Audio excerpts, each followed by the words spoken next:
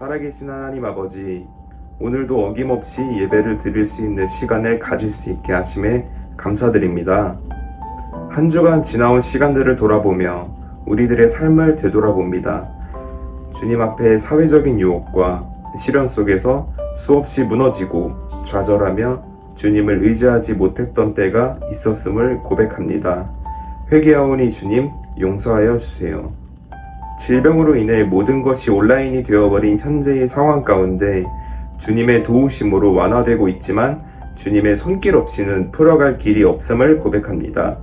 학생들에게 분주함 대신 차분함으로 나아가도록 도와주시고 선생님들과 전도사님을 축복해 주셔서 지혜를 더하시고 질병에 굴하지 않고 더 담대하게 나아갈 수 있는 믿음과 용기를 허락해 주세요. 말씀을 들으려 합니다, 주님. 전도사님의 입술을 통해 주님의 은혜가 넘쳐나는 이 시간 되도록 하시고 예배의 순간에 함께 하셔서 저희들의 마음을 움직여 주시기를 원합니다. 오늘 이 예배의 자리에서 새 말씀으로 무장하여 우리들의 창과 방패가 되어 주시고 예배를 방해하는 모든 세력들 가운데 바로 설 수 있는 믿음 허락해 주시옵소서.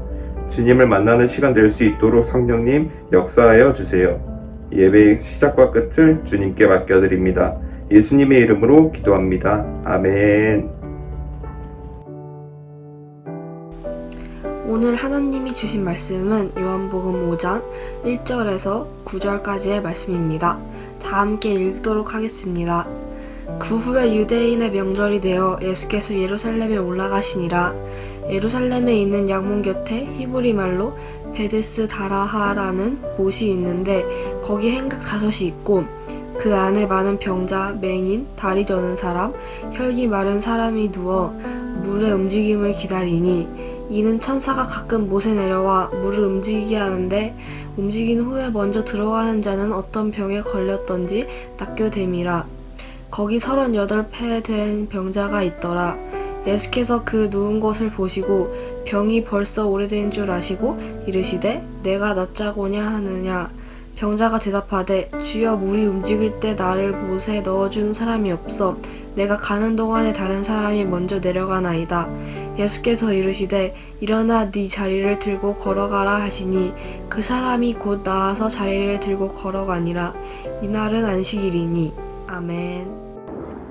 지금 우연히 한천에서 만난 우리 고율림 우리 친구와 함께 하겠습니다. 안녕하세요. 보고 싶고요, 다들.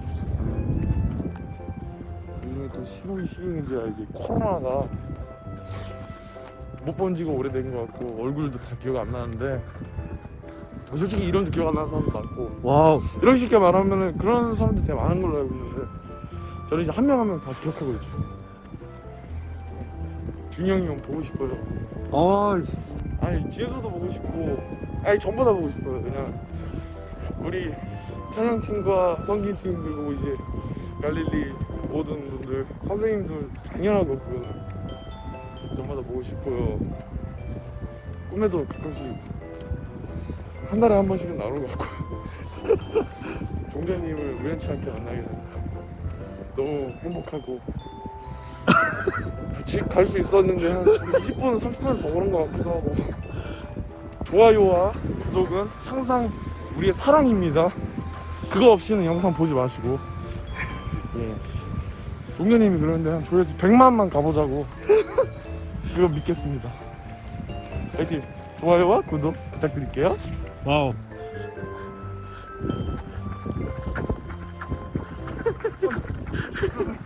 좀비다. 할렐루야. 사랑하는 갈릴리 중고등부 친구들 반갑습니다. 한 주간도 하나님의 은혜로 건강하게 잘 지내셨죠? 드디어 인터넷 개학에 이어서 이제 실제 등교까지 얼마 남지 않았다는 소식이 들리는 것 같습니다. 여러분 축하합니다. 하루빨리 우리도 교회에 모여 함께 예배드릴 날을 기대합니다. 좋은 소식이 있는데요. 큐티책 5월 6월호가 나왔습니다. 사실 3월 달에 여러분에게 보낼 때는 다시 안 보낼 생각하고 보냈는데 청매 배송 작전을 다시 진행해야 할 것 같습니다. 여러분 이번에는 여러분들의 사랑하는 마음을 담아서 조그만 선물과 함께 보낼 예정입니다. 받으면 꼭 인증샷 아셨죠? 영상 예배 후에는 좋아요 꼭 눌러주시길 바랍니다. 인터넷에서 어떤 한 글을 보았습니다. 어느 95세 할아버지의 쑥이라는 제목의 글인데요. 알고 보니 토서대학교를 창립한 강석규 박사님의 이야기였습니다. 이분이 95세 때 쓴 글인데 저와 수많은 사람들에게 많은 도전을 주었습니다. 이렇게 자기의 인생을 돌아보았는데요. 나는 젊었을 때 정말 열심히 일했습니다. 그 결과 나는 실력을 인정받았고 존경받았습니다. 그 덕에 63세 때 당당한 은퇴를 할 수 있었죠. 그런데 지금 95번째 생일에 얼마나 후회의 눈물을 흘리는지 모릅니다. 내 65년의 생애는 자랑스럽고 떳떳했지만 이후 30년의 삶은 부끄럽고 후회되고 비통한 삶이었습니다. 나는 퇴직 후 이제 다 살았다. 남은 인생은 그냥 덤이다 라는 생각으로 그저 고통 없이 죽기만을 기다렸습니다. 30년의 시간은 지금 내 나이 95세로 보면 3분의 1에 해당하는 기나긴 시간입니다. 그때 나 스스로가 늙었다고 뭔가를 시작하기엔 늦었다고 생각했던 것이 큰 잘못이었습니다. 이제 나는 하고 싶었던 어학 공부를 시작하려 합니다. 그 이유는 단 한 가지. 10년 후 맞이하게 될 105번째 생일에 95세 때 왜 아무것도 시작하지 않았는지 후회하지 않기 위해서입니다. 여러분 참 대단하지 않습니까? 95세 할아버지가 우리도 못하는 영어 공부를 다시 시작한 거예요. 머리는 굳은 것 같고 발음은 다 새고 잘 안 되는 것이에요. 그런데 이분이 그 삶에서 다 끝난 것 같고 이제 노년을 준비해야 할 것 같은데 다시 시작하는 모습, 새롭게 도전하는 모습이 나타나고 있다는 것입니다. 그분은 정말로 이 수기를 쓴 95세부터 눈을 감으신 103세까지 새롭게 도전하는 것을 멈추지 않았다고 합니다. 여러분 이게 어떻게 가능했을까요? 지나간 95년이 아니라 앞으로 맞이하게 될 10년에 집중했기 때문에 그렇다는 거예요. 새롭게 도전하고 넘어지고 그 과거에 집중해서 무기력하게 포기한 것이 아니라 다시 일어나 시작하고 도전할 수 있는 그런 삶을 살았다는 것입니다. 저는 이 코로나19가 진정이 되면 여러분들과 다시 하고 싶은 것 중에 하나가 바로 영화 예배입니다. 매달 한 번씩 영화를 보면서 그 영화 가운데에 하나님의 말씀을 전하고 했는데 그 예배가 계속 생각이 나더라고요. 개봉된 지 몇 년 된 영화이긴 하지만 나중에 꼭 소개시켜줘야 하는 영화가 있습니다. 바로 마다가스카 3 이번엔 서커스다라는 제목의 영화입니다. 수능은 안 봐도 이 영화 진짜 꼭 봐야 합니다. 굉장히 중요한 영화. 스토리는 이렇습니다. 동물들이 탈출했어요. 뉴욕으로 가야 해서 기차 타고 탈출하고 있는데 하필이면 서커스 가는 기차를 잘못 타서 서커스 하게 되는 내용입니다. 그 중에 한 동물에 시선이 딱 꽂혔습니다. 비탈리라는 호랑이인데요. 몸이 전도사님처럼 역삼각형에 굉장히 날렵합니다. 이 호랑이가 기억에 남았는데 이 친구의 특기는 굴렁쇠 같은 고리를 돌파하고 묘기를 부릴 줄 압니다. 막 이런 것을 통과하고 그러니까 사람들이 막 박수 쳐줍니다. 그런 나머지 너무 흥분해서 불타는 고리 앞에서 자기 몸에다 막 올리브유를 붓습니다. 그 불타는 고리를 딱 넘는데 여러분 올리브유 뿌린 상태에서 불을 넘으면 어떻게 됩니까? 그냥 BBQ인 거예요. 딱 넘는데 몸이 불탄 거예요. 그런 일도 있고 저런 일도 있고 너무 실패하고 좌절하는 모습들이 나옵니다. 이 영화에서 이 호랑이가 굉장히 어둡고 절망적이게 나와요. 무기력하게 나와요. 제가 이 비탈리를 보면서 느낀 거는 내가 실패했을 때, 내가 노력했는데 안 되었을 때 어떻게 되는지를 보여주는 그런 전형적인 모습이었습니다. 우리도 마찬가지인 것 같아요. 우리가 살면서 열심히 노력합니다. 우리도 열심히 공부합니다. 내가 가진 꿈과 노력들을 우리가 기대하면서 살아갑니다. 그런데 그것들이 실제로 이루어지지 않았을 때 우리는 절망합니다. 그 자리 가운데 주저앉습니다.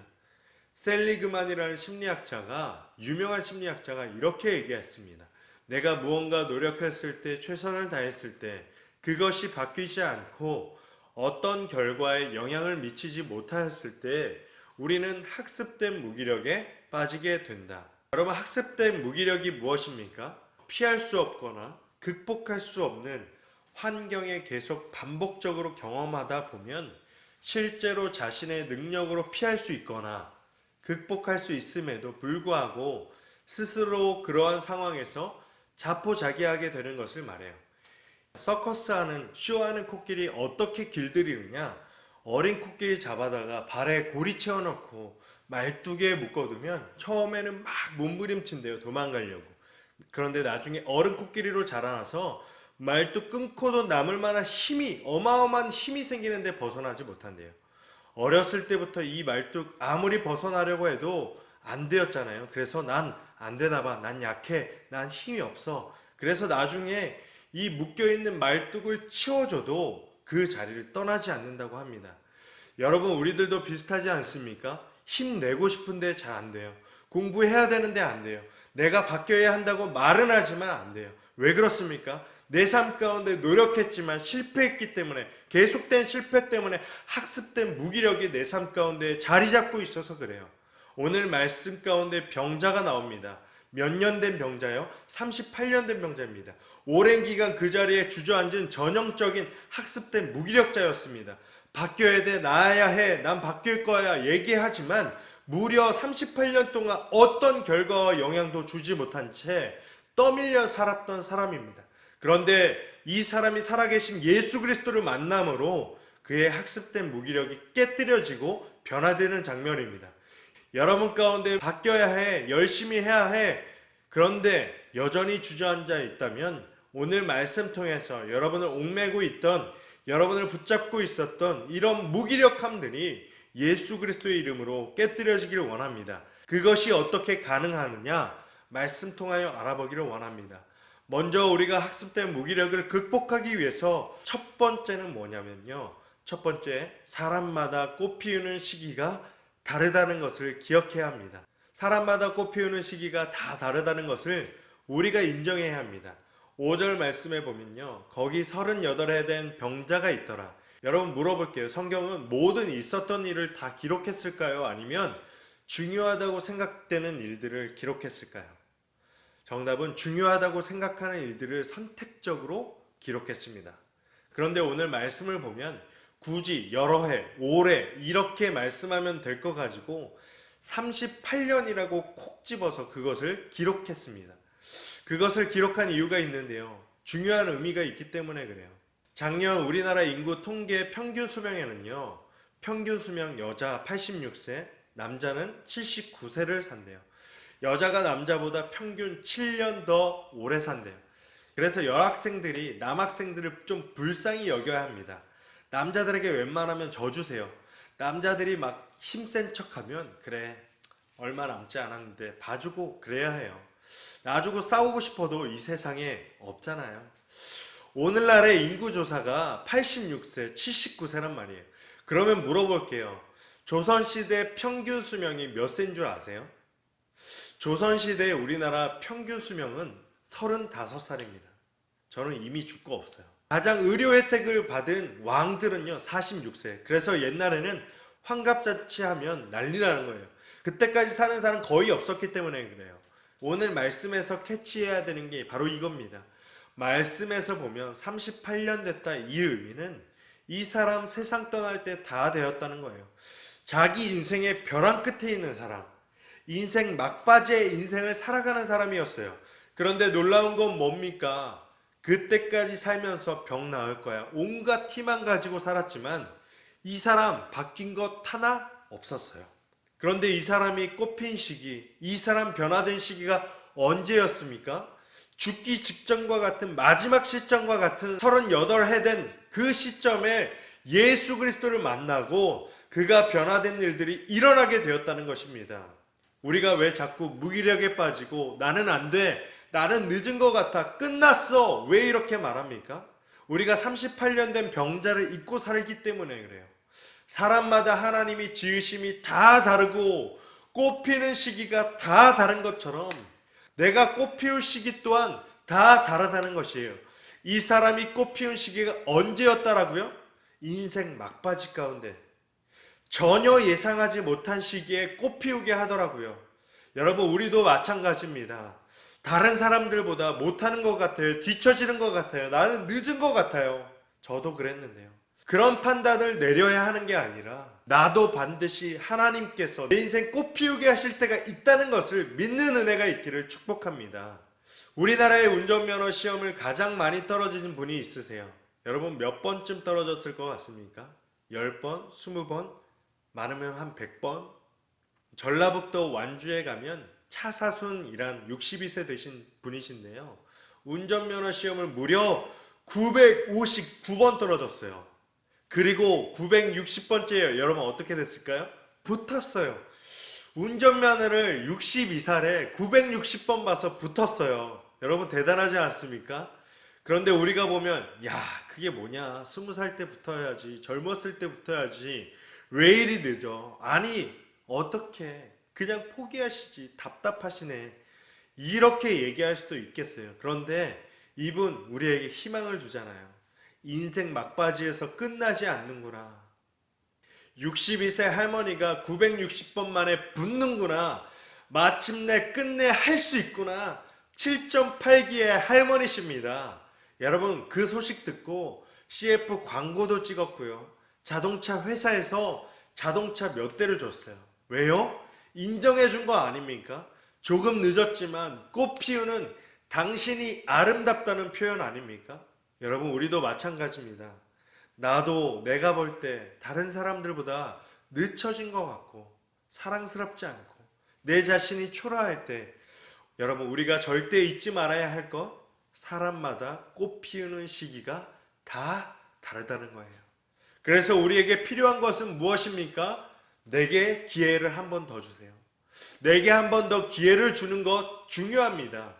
오늘 본문 6절, 예수께서 그 누운 것을 보시고 병이 벌써 오랜 줄 아시고 이르시되 내가 낫고자 하느냐? 예수님께서 이 사람 보고 뭐래요? 병이 벌써 오래된 줄 아시고 내가 낫고자 하느냐? 여러분, 38년 동안 낫고 싶었어요. 그런데 아시는데 왜 또 물어봅니까? 왜 예수님께서 또 물어보십니까? 예수님께서 이 사람 약 올리는 겁니까? 그게 아니라 예수님께서 내가 낫고자 하느냐? 이 말씀을 하신 것은 한 번 더 기회를 주시는 것이에요.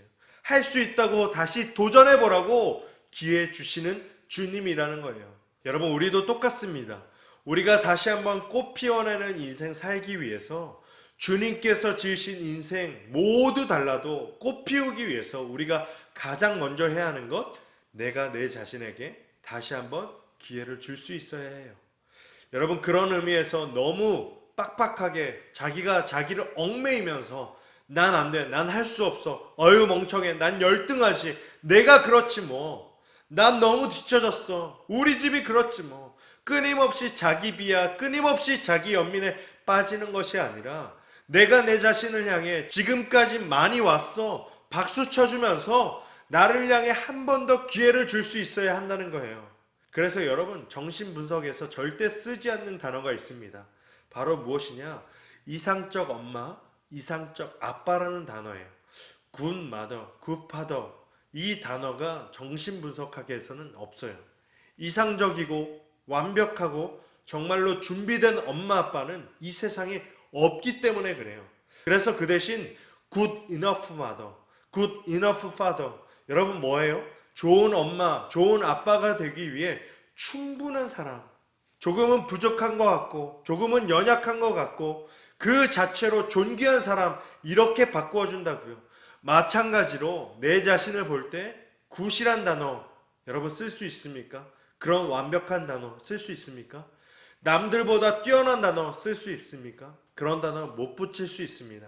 그러나 내가 내 자신을 향해 good enough, 이 정도 충분하다, 내가 내 자신에게 한 번 더 기회를 주는 것, 그때부터 내 인생 활짝 꽃 피우는 줄 믿습니다.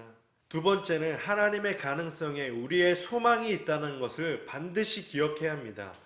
2절 말씀인데요. 예루살렘에 있는 양문 곁에 히브리 말로 베데스다라 하는 못이 있는데 거기 행각 5이 있고, 여러분 이 사람이요 베데스다라는 그 우물 샘물 곁에 있었습니다. 그 곁에 있었던 이유가 굉장히 단순해요. 누구든지 이 물이 왜 흔들렸는지 모르겠지만 연못물이 막 요동칠 때, 흔들릴 때 아픈 사람 누구든지 어떤 병이든 낫는다라는 소문이 있었기 때문에 그래요. 여러분 우리나라도 비슷한 샘물이 있죠. 전남 무안에 있는 무안단물, 여러분 들어보셨어요? 사이비 단체에서 파는 건데 이딴 걸 엄청 팔려고 노력하는 그런 물입니다. 여러분 이 물을 마시고 난 후 간증이 엄청나요. 거의 신천지급입니다. 첫 번째, 집에서 기르던 강아지가 교통사고를 당했습니다. 턱뼈가 부러지고 폐에 피가 들어가는 중상을 입었습니다. 시름시름 앓고 있을 때 무한단물을 마시고 강아지가 깡총깡총 뛰어다니고 있었습니다. 저는 쌍꺼풀이 없는 사람입니다. 그런데 무한단물을 바르고 잤더니 쌍꺼풀이 예쁘게 되어 있었습니다. 뭐 이거 아무것도 아닙니다. 여러분 클라이막스는 이거예요. 세탁기가 고장이 났습니다. 옷을 입어야 하는데 대책이 없었고 믿음을 가지고 무한단물을 세탁기에 넣어 돌렸더니 펑 소리와 함께 세탁기가 작동이 되었습니다. 심각하죠. 비슷하지 않습니까? 베데스다 샘물도 굉장히 웃겨요. 누구든지 들어가면 다 낫는데요. 여러분 성경을 자세히 들여다보면 3, 4절 사이 구절에 괄호가 쳐져 있는 것을 여러분 보셨나요? 여러분 이것은 성경에 이것이 쓰여져 있으면 사람들이 이거 진짠가 헷갈릴 수 있을까봐 괄호로 써 있는 거예요. 이것은 사실이 아니라 다른 사람들에 의해 거짓으로 쓰여져 있는 것, 어떤 소문 같은 것을 성경에 그냥 그대로 기록할 수 없기에 표시해 둔 거예요. 어떻게 이런 거짓 소문이 났을까? 여러분 생각해 보세요. 누가 흔들었던지 지각이 흔들려서 물이 흔들렸다고 생각해 보세요. 그런데 제일 먼저 어떤 사람이 들어가는 사람이 나와서 그 소문이 쫙 퍼졌다고 생각해 보세요. 제일 먼저 그 물에 들어가야 하는데 증상이 심하고 중증인 사람, 막 앞이 보이지 않는 사람이 뛰어 들어갈 수 있을까요? 진짜 웃긴 건요, 다리를 절거나 앞을 못 봐요. 중증인 사람, 이 샘물에 뛰어 들어갈 수조차 없어요. 대신에 여러분들도 가지고 있는 무좀, 비듬, 이런 사람들, 굉장히 누가 봐도 아무것도 아닌 사람들, 굉장히 가벼운 병을 앓고 있는 사람이 제일 먼저 들어갈 수 있는 거예요. 그래서 소문이 났을 수도 있다는 것입니다. 여러분 우리 건강 온천 같은 거 있잖아요. 마찬가지로 가장 큰 문제는 내부적인 모순안에 있었어요. 정말 심각한 사람은 낫지 못하는 그 자체적인 문제였거든요. 마찬가지로 이 병든 사람 가장 큰 문제는 뭐냐면 이 사람 38년 동안 얼마나 힘들었는지 그게 문제가 아니에요. 이 사람 가장 큰 문제, 진짜 문제는 내적인 병, 영적인 병, 이 가장 깊은 병이에요.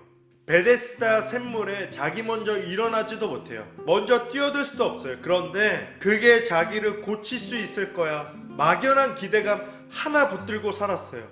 38년 동안. 진짜 베데스다, 자신을 바꿀 수 있고 자신을 변화시킬 수 있고 자신을 일으킬 수도 있는, 치유할 수 있는 나사렛 예수 그리스도가 내 옆에 계신 것을 알아보지 못하는 영적으로 눈먼 상태, 영적으로 죽은 상태, 이 사람의 가장 큰 문제는 내면 가운데 있는 영적인 문제였다는 거예요. 여러분 절대 잊지 않길 바랍니다. 지금도 예수님 나와 함께하고 계시고 지금도 베데스다 물 곁에 계신 주님이 물어보십니다. 똑같이 물어보십니다. 네가 낫고자 하느냐? 일어나고자 원하느냐? 물어보신다는 거예요. 영적으로 깨닫지 못하고 주님이 나를 일으키실 수 있다는, 치유하실 수 있다는 사실을 모른 채 우리는 환경과 조건에 대한 그런 변화만 꿈꿔요. 그냥 우리 집이 좀 잘 살았으면, 내가 점수를 좀 잘 받았으면, 이뻐지면, 불가능하지만 뭐 이런 변화가 있으면 그런 거 계속 꿈꾸며 살아간다는 거예요. 그런데 여러분 우리를 향한 예수 그리스도의 복음은요, 아웃사이드 인이 아니에요. 아웃사이드 인이 뭐예요? 밖에 있는 것들이 내 안을 채우는 거예요. 밖에 있는 것들이. 내게 일어난 일, 과거의 일, 내가 받았던 점수, 누군가 했던 말들이 나를 흔들어 놓고 내게 영향을 주는 것, 아웃사이드 인이 복음이 아닙니다. 그냥 자판기처럼 내가 점수가 안 나왔어요? 그럼 절망이 나오고, 그냥 누군가 나에게 안 좋은 얘기 했어요? 그럼 눈물이 나오고, 그 가운데 주저앉고, 그런 자판기 같은 아웃사이드 인, 밖의 환경이 나를 결정하고 좌우하는 것, 그것이 복음이 아니라는 것입니다. 그러나 예수 그리스도의 복음은 인사이드 아웃, 내 안에 있는 믿음이 나를 바꿀 수 있는 환경과 상황의 조건이 아니라, 환경과 상황이 나아지지 않을지라도 그 주님을 끝까지 바라볼 수 있는 그 믿음으로 주님께 시선을 두고 인사이드 아웃, 그것이 진짜 복음이라는 것이에요. 여러분 가운데 막연하게 난 변화되어야 해, 나는 노력해야 돼, 해결해야 돼. 그런데 어느새 내 상황과 환경이 조금만 어려워서 사로잡혀서 습관적으로 다 끝났어라고, 습관적인 절망하고 습관적인 무기력 가운데 있고 습관적인 실패 가운데 있다면, 나를 끝까지 포기하지 않으시는 한 분, 그 예수님께서 나를 찾아오셔서 네가 낫고자 하느냐? 오늘 그 질문 앞에 진실된 고백, 네 주님, 내가 낫기를 원합니다. 그 넘어졌던 자리를, 이 무기력의 자리를 훌훌 털고 다시 한번 일어서서 변화된 모습으로 힘있게 살아가게 되기를 예수 그리스도 이름으로 축복합니다. 아멘. 이 시간 기도하겠습니다. 하나님, 참 감사합니다. 우리를 홀로 내버려 두시지 않으시고 한 주간도 건강하게 보호하여 주시니 참 감사합니다. 우리 친구들, 내가 가진 꿈과 노력들을 기대하며 살아갑니다. 또한 변화를 기대하며 살아갑니다. 하지만 우리의 땀과 노력으로 잘 되지 않을 때가 있습니다. 그럴 때마다 우리가 좌절하고 반복하다 어느새 안 될 거라고, 난 힘이 없다라고, 난 할 수 없다라고 무기력하게 주저앉는 우리의 모습들을 봅니다. 38년 된 병자를 꽃 피우게 하신 것처럼 전혀 예상치 못한 하나님의 때에 하나님의 방법으로 꽃 피우게 하시는 하나님을 우리가 믿사오니, 하나님이 주신 기회인 오늘 하루, 이번 한 주를 다시 한번 도전하며 새롭게 변화되어질 수 있도록 붙들어 주시옵소서. 습관적인 절망과 습관적인 무기력과 습관적인 실패 가운데 있다면 나를 끝까지 포기하지 않으시는 한 분, 예수님과 함께 그 넘어졌던 자리를, 무기력의 자리를 훌훌 털고 다시 한번 일어서게 도와주시옵소서. 모든 것 감사드리오며 살아계신 예수 그리스도의 이름으로 간절히 기도합니다. 아멘. 하늘에 계신 우리 아버지시여, 이름이 거룩히 여김을 받으시오며 나라의 임하옵시며 뜻이 하늘에서 이루어진 것 같이 땅에서도 이루어지이다. 오늘날 우리에게 일용할 양식을 주옵시고, 우리가 우리에게 죄진 자를 사하여 준 것 같이 우리의 죄를 사하여 주옵시고, 우리를 시험에 들게 하지 마옵시고 다만 악에서 구하옵소서. 대개 나라와 권세와 영광이 아버지께 영원히 있사옵나이다. 아멘.